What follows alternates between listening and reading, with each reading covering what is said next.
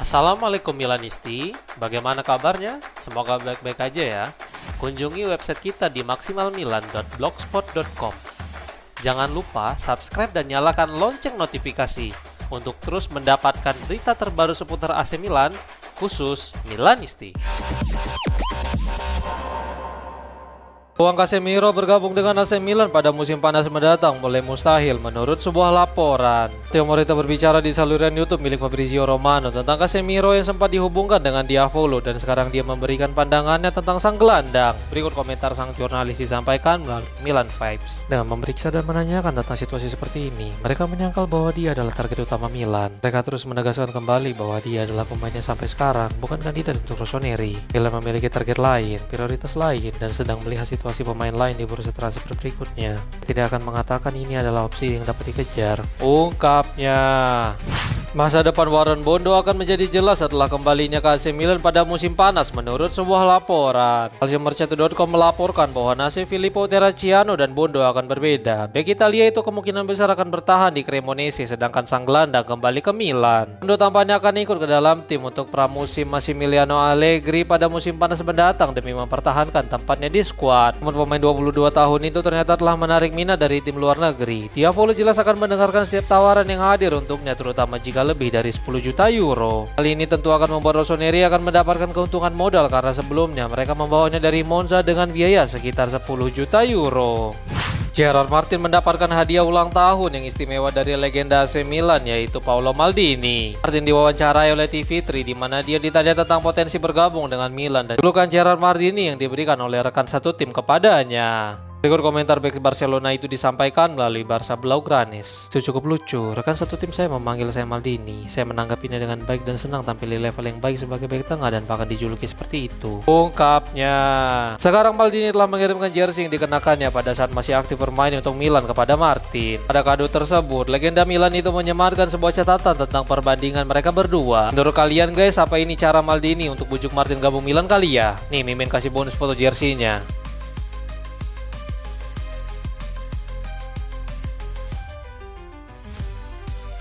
AC Milan hampir menutup kesepakatan untuk menandatangani Andre dari Corinthians menurut sebuah laporan. Fabrizio Romano membagikan sebuah tweet yang berbunyi, AC Milan sedang dalam pembicaraan lanjutan untuk menandatangani Andre dari Corinthians. Gelandang berbakat yang lahir pada 2006 dipandang sebagai talenta terbaik dengan kesepakatan senilai lebih dari 12 hingga 13 juta euro. Kesepakatan ini telah berada di tahap akhir dengan Andre. Pembicaraan terus maju dengan Corinthians seperti yang dilaporkan oleh ESPN. Tulisnya, Andre adalah seorang gelandang box to box yang juga mampu mengisi peran lebih maju ke depan atau jauh lebih mundur ke belakang. Jadi dia bisa bermain sebagai gelandang serang ataupun gelandang bertahan. Sejauh ini dia telah memainkan 11 pertandingan di level senior untuk Corinthians serta menciptakan beberapa gol meskipun masih muda. Laporan tersebut juga menyatakan bahwa para petinggi Milan berusaha untuk menyelesaikan perburuan gelandang demi melengkapi lini tengah mereka, hingga nama pemuda Brazil itu muncul sebagai pilihan menarik. Setelah Mimin lihat cuplikan penampilannya, ya gaya mainnya mirip lah kayak Benacer yang ball recovery-nya bagus, terus berani duel. Bedanya strength-nya si Andre jauh lebih kuat aja ini. Wait, sebelum lanjut ke berita selanjutnya, kalian jangan lupa ya guys, check out pakaian atau kebutuhan lebaran lainnya yang udah gua taruh di keranjang bawah ini.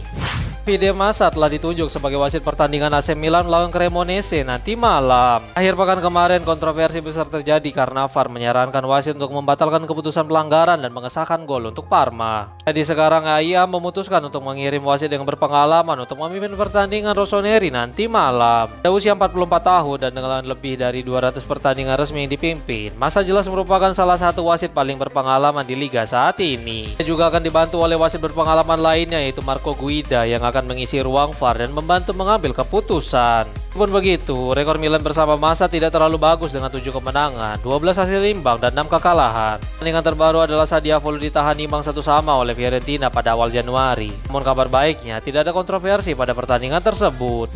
Belum setahun menjabat, tetapi nasib Iglitari sebagai direktur olahraga akan dievaluasi AC Milan pada akhir musim nanti menurut sebuah laporan. Calciomercato.com melaporkan bahwa musim panas lalu Milan memutuskan untuk mencari direktur olahraga yang baru demi menutup celah karena kepergian dari Paolo Maldini dan Miki Massara. Namun dalam beberapa pekan terakhir muncul rumor tentang konflik di dalam internal Milan yang berpotensi kembali terjadinya perubahan. Mari sejauh ini mampu mendatangkan pundi-pundi uang yang cukup besar dari penjualan pemain seperti 40 juta euro untuk Malik Thiaw, 20 juta euro untuk Theo Hernandez, 20 juta euro untuk Noah Okafor, dan penjualan dari pemain lainnya yang dirasa tidak masuk ke dalam rencana. Selain itu, pria Albania itu memiliki hubungan baik dengan Massimiliano Allegri serta tim juga meraih hasil positif di atas lapangan. Namun Giorgio Furlani tampaknya tidak terlalu suka dengan strategi Tare yang mengeluarkan 40 juta euro untuk pemain seperti Christopher Nkunku dan Ardon Jasari, serta investasi membingungkan dengan kedatangan Pervis Estupinan. Kemudian Furlani juga tampaknya bergerak sendirian seperti dalam kesepakatan Gianfilippo Mateta yang dimana itu merupakan hasil pekerjaan sang CEO sendirian karena Tare dan Allegri sama-sama tidak mengetahui rencana tersebut. Sekarang Furlani akan mengevaluasi masa depan Tare pada akhir musim nanti karena dia memiliki perbedaan pendapat dengan sang direktur.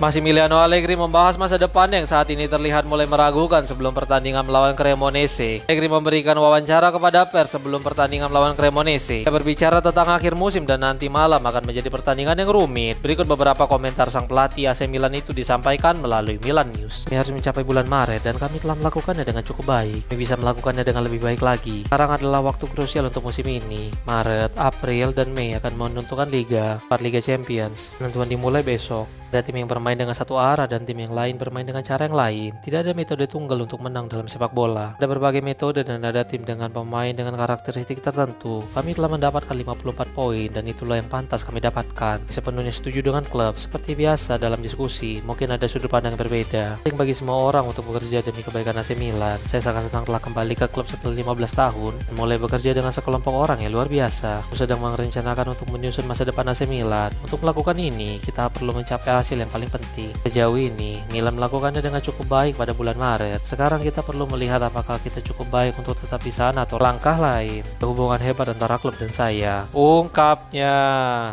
Massimiliano Allegri memberikan informasi terbaru tentang Santiago Gimenez yang telah menyelesaikan latihan individunya. Beberapa bulan yang lalu, Gimenez memutuskan untuk melakukan operasi pada pergelangan kakinya yang terus membuat dia merasakan sakit. Namun beberapa waktu yang lalu, dia telah mengunggah sebuah pesan melalui akun media sosial dengan mengatakan bahwa penyerang Meksiko itu akan segera pulih. Sebelum pertandingan melawan Cremonese, Allegri memberikan wawancara kepada pers dan sang pelatih ikut mengonfirmasi kondisi terbaru tentang strikernya itu. Komentar sang pelatih disampaikan melalui Milan News. Dia keluar, dia masih berusaha pulih dari peradangan. Kami berharap dia akan kembali sesegera mungkin. Terus telah memperbaiki semua giginya. Gimenez telah menyelesaikan semua pelatihannya. Dia dalam kondisi baik. Mungkin mulai berlatih dengan tim minggu depan. Ini pertanda baik, pemulihan yang baik, ungkapnya.